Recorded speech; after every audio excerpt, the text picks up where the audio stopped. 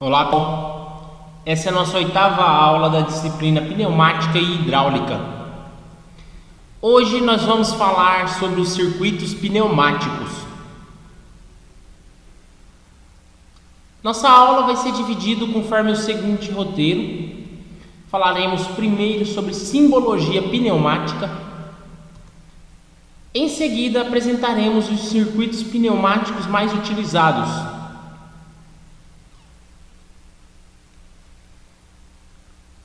Simbologia pneumática envolve símbolos estabelecidos por normas para representar os componentes pneumáticos utilizados dentro do circuito. Então, na hora de desenhar um diagrama, um projeto de uma instalação pneumática, você vai utilizar sempre símbolos padrões estabelecidos por norma. As tabelas que serão apresentadas a seguir têm os símbolos e suas funções dentro dos circuitos. Primeiro que nós temos são os símbolos básicos, os símbolos gerais, onde eu tenho aqui uma linha contínua, uma linha interrompida longa, uma linha interrompida curta, representam as linhas de fluxo, as linhas de ar comprimido. A linha dupla representa interligações mecânicas, como alavancas e hastes rígidas. O traço ponto é a linha de contorno e encerramento de diversos componentes reunidos em um bloco ou unidade de montagem. Eu posso ter, nesse caso, diversos componentes que fazem parte de um componente maior. Para indicar isso, em volta desses componentes que fazem parte desse outro componente, vou ter uma linha que é definida como linha, ponto, linha, ponto, linha, ponto. Ainda nos símbolos básicos, temos os círculos e os semicírculos. O círculo grande, usado em geral para a unidade principal de transformação de energia, bombas, compressores e motores. Depois tem o símbolo para os aparelhos de medição, o símbolo para articulação mecânica, rolete, etc. Os símbolos que significam as válvulas de bloqueio, as juntas rotativas, e a semisfera, que é o motor oscilante, o atuador rotativo. Depois temos os quadrados e retângulos, que são utilizados nas válvulas direcionais e nas válvulas de regulagem. Depois temos o losango, que é utilizado para equipamentos de condicionamento, secador, resfriador, filtro, trocador de calor, lubrificador e etc. Depois temos os símbolos miscelâneos, onde eu tenho que o primeiro é utilizado para conexões em linhas de fluxo, ou seja, onde encontra 2 linhas, 3 linhas, 4 linhas. Depois eu tenho a mola, que é esse eletrocardiograma. E depois eu tenho essas 2 curvas que indicam a restrição. Depois nós vamos para os símbolos funcionais, onde eu tenho os triângulos, onde o cheio representa fluxo hidráulico, ou seja, fluxo de óleo, e o triângulo vazio representa fluxo pneumático, ou a exaustão de ar para a atmosfera. Depois temos as setas, onde a seta reta representa a direção, a seta curva representa a direção de rotação, e depois dentro das válvulas vamos ter diversas setas que representam a via ou o caminho de fluxo através da válvula. Temos a seta oblíqua, preste atenção nessa seta, que ela indica que ali naquele ponto tem uma possibilidade de regulagem ou uma variação de valor. Depois temos os componentes de transformação de energia, onde eu tenho o símbolo para compressor de deslocamento fixo, e tenho 2 tipos de símbolos utilizados para motores. O primeiro eu uso para motor que só gira em um sentido, e o segundo eu uso para motor que gira nos 2 sentidos. Repare que o motor que tem um triângulo só é o que trabalha só no sentido de rotação, e o que tem 2 triângulos é o que trabalha nos 2 sentidos de rotação. Depois nós temos os cilindros pneumáticos. O primeiro é o cilindro onde os primeiros tipos são os cilindros de simples efeito ou simples ação. O primeiro aqui é o cilindro de retorno por força, que é esse cilindro aberto. O segundo é o cilindro com retorno por mola. E o terceiro é o cilindro com avanço por mola. Depois nós temos os cilindros com amortecimento. Depois nós temos os cilindros com duplo efeito ou dupla ação. Temos o cilindro com haste simples e o cilindro com haste dupla. Depois nós temos o cilindro sem haste e com amortecimento, usado principalmente para transportar cargas.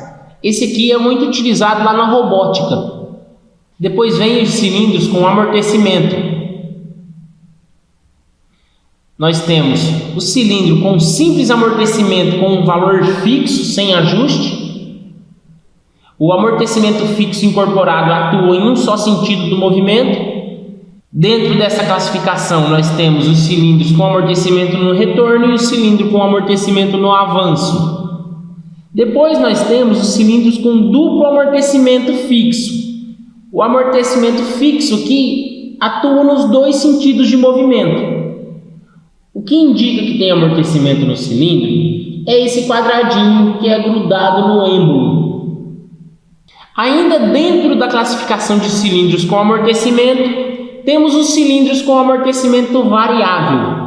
Temos o cilindro com amortecimento variável no avanço e no retorno. Também temos o cilindro com duplo amortecimento variável, tanto no retorno quanto no avanço. Agora vamos falar sobre as válvulas de controle direcional, que tem por função orientar a direção que o fluxo deve seguir a fim de realizar o trabalho proposto. O fluxo permitido pela passagem pode ser total ou, em alguns casos, restringido. Para representar a válvula de controle direcional sem estrangulamento, utilizamos um retângulo, normalmente com 2 quadrados. É o tipo de válvula mais importante. A válvula é provida de várias posições distintas e caracterizado por cada quadrado, ou seja, cada quadradinho representa uma posição. Então, quando eu tenho 2 quadrados, quero dizer que ali eu tenho uma válvula de 2 posições. Quando eu tenho 3 quadrados, estou dizendo que tem uma válvula de 3 posições. Aí nós vamos para as válvulas de controle direcional. Só uma observação. A primeira cifra da designação, ou seja, do nome, indica o número de vias, excluindo-se os orifícios de pilotagem. E a segunda cifra indica o número de posições, por exemplo. Ou seja, se eu tenho uma válvula 3-2, quer dizer que é uma válvula de 3 vias e 2 posições. Aí nós vamos falar das válvulas de controle direcional 2x2. Aí nós vamos falar das válvulas de controle direcional 2x2, ou seja, 2 vias, 2 posições. Primeiro nós temos a válvula de controle direcional de 2 vias e 2 posições normalmente fechada, e depois nós temos a válvula de controle direcionais de 2 vias e 2 posições normalmente aberta. E agora vamos falar sobre as válvulas de 3 vias e 2 posições. Temos a válvula de 3 vias, 2 posições normalmente fechada, a válvula de 3 vias, 2 posições normalmente aberta. Aí temos válvulas de 4 vias, 3 posições com centro fechado. Temos válvulas de 5 vias, 3 posições com centro aberto negativo, ou seja, se não tem energia acionando nenhuma das posições dos extremos da válvula, ou seja, se eu não tenho energia em nenhuma das bobinas ou em nenhum dos pilotos que a gente vai ver daqui para frente, a válvula tende a esvaziar as 2 câmaras do cilindro.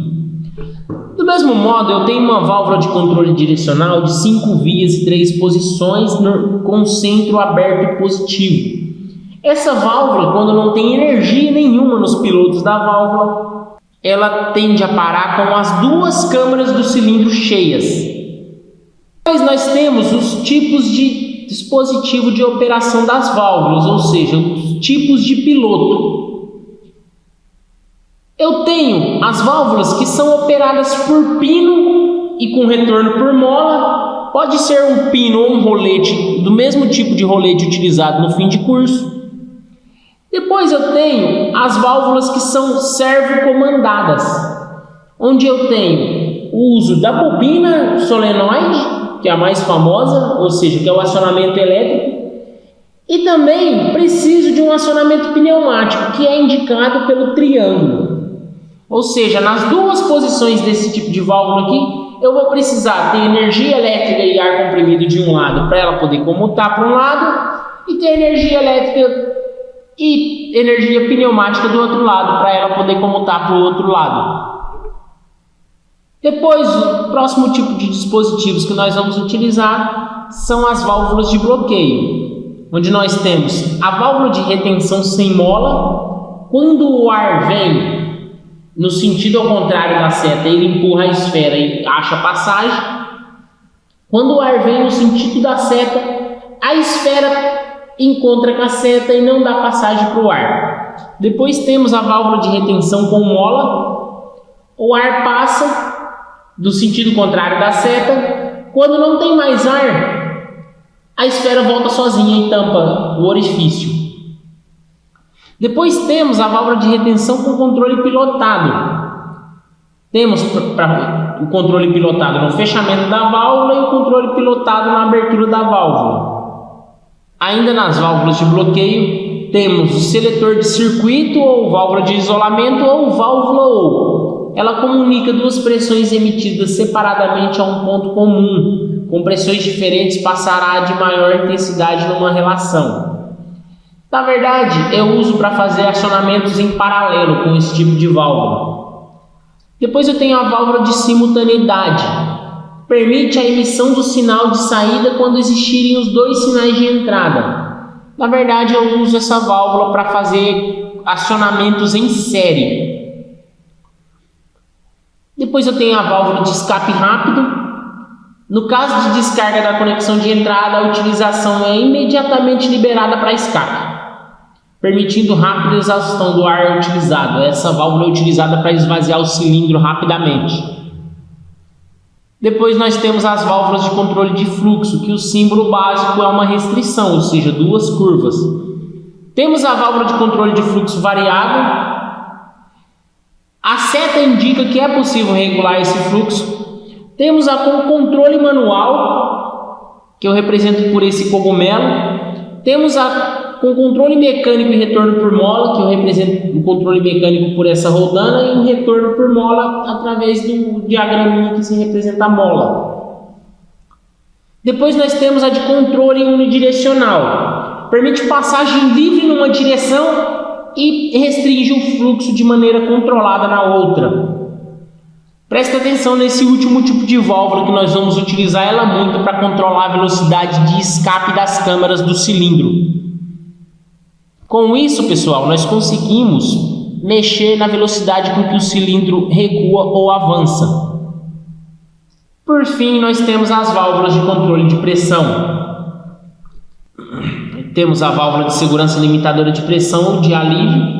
A pressão de entrada é controlada pela abertura do orifício de exaustão para a atmosfera contra a força opositora, por exemplo, uma mola, que muitas vezes é ajustável, como é o caso da representada na figura. Temos a com controle remoto ou pilotada por comando à distância. A pressão de entrada é limitada ou contra a correspondente pressão do piloto de controle remoto. O que é isso? Eu não controlo na mola, eu não controlo manualmente, eu controlo ponhando mais pressão ou menos pressão. E só para finalizar, só para encerrar, nós temos as unidades de conservação ou unidade de condicionamento ou ainda lubrifio, como preferirem.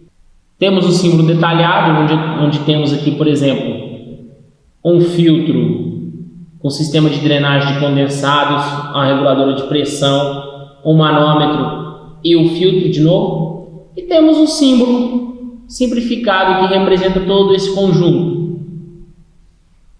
Para ajudar vocês, uma tabela completa de simbologia pneumática acompanha essa aula. Nesta tabela temos vários símbolos que não foram mostrados aqui.